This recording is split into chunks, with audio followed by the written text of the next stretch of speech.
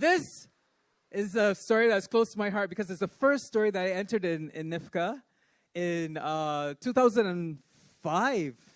Crazy, because I didn't really expect much, and then won a prize, and I was like, what? Let me try. And then I tried, and then it didn't win none. I realized that the harder I try, the less, the less I win. But, so I got a particular zone, which I've learned over the years. Anyway, it's called Heartman. Yeah, cliche, but not so cliche, as you will see. After the second, who's there? Actually, who there? Who there? The man swung around the street lamps post and hopped over an afro of cuscus grass onto the road, into the dusty amber light drizzling down. Fear jerked me backwards, tugging on the muscles in my arms and legs. But the man coaxed a return to ease with a curious expression that has belonged to my little grown-up niece when my funny faces weren't funny anymore.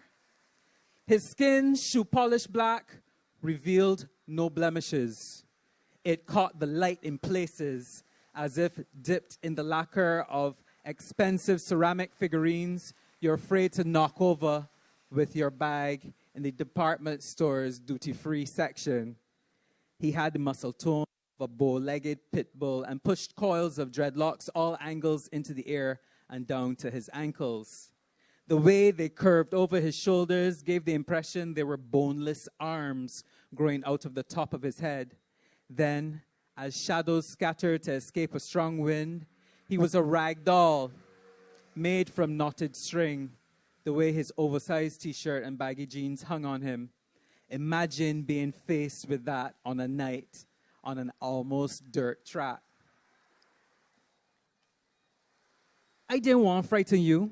His smile retreated, waking his face for an instant. I'd see you pass every night, he said. You just the right size, no bigger, no smaller. The man laughed out, almost shooting me down with the noise. Now, ordinarily, I wouldn't have stopped for such a character, but our spirits met, and although I didn't know him, I knew he wouldn't harm me. I got to get home. I don't have time for madmen. I shook off the spell before turning to rush back to the main road to call home for a ride. Imagine my face when I see him about 10 feet before me crouching, a cat about to pounce on a sparrow. His eyes were coconut jelly white. No noise would leave my throat. But this superhuman started again. You know who he is? He asked in a wispy voice, slowly uncoiling, confident that I wouldn't have an answer. I is your savior, he cackled again and stopped abruptly as if his heart had also stopped. His eyes moved across in one motion from me to his left hand, held like a magician's, where he triggered a switchblade. Under a second, he was gently pawing my cheek with fingernails that were glassy, thick, and black.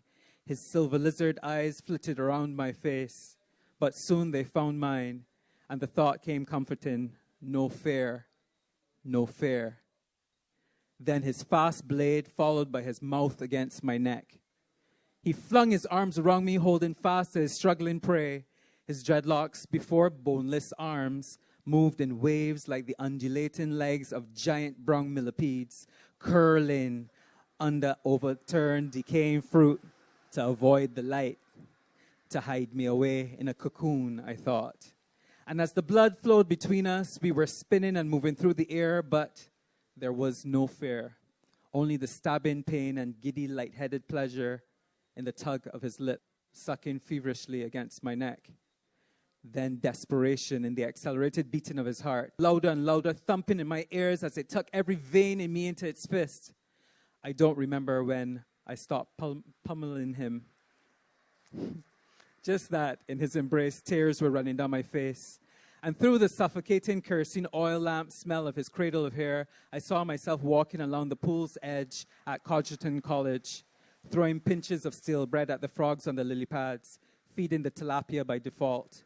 Then sitting atop a cliff at Boscobel with the wind undressing my shoulder as I looked down on the lands that are the roots of the sky. But my heartbeat ebbed, and I wanted to close my eyes, to sleep and never awaken. It was this heart man who gave me life. very first story that I ever wrote and entered to NIFCA. Thank you very much. Thank you so much, Martin Boyce.